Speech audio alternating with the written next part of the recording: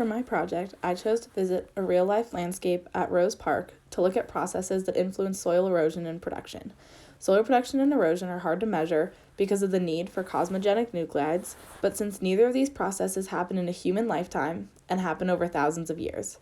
However, we can see some of the processes that produce and erode soils on the landscape today in just a moment in time. One of the ways that soil forms in this environment is through biotic organisms. All over Rose Park, there is evidence of groundhog holes. Groundhogs influence the formation of soil because of the deep burrows they dig.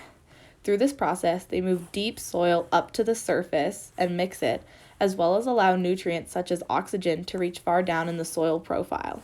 Additionally, groundhogs can help mobilize saprolite, which is rock that has been weathered already but hasn't become mobilized, before the groundhogs come, that is.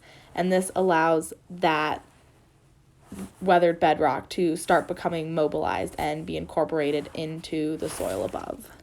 Although a little hard to see, there was even a groundhog in action. Another way that soil gets produced in this environment is through the ephemeral streams present in the park. In the southeast corner, there's a stream which influences soil production by bringing in alluvium, which is material that has been water transported that can then form soil in the areas in and around the stream. So although the material didn't form in place, it's being brought in by the river.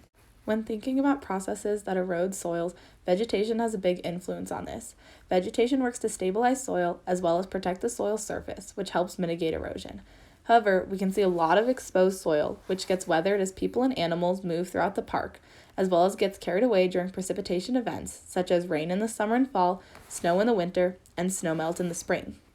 Looking at this hill as well, we can see that it goes from convex at the top to concave, which indicates that there is not completely uniform erosion happening on this landscape.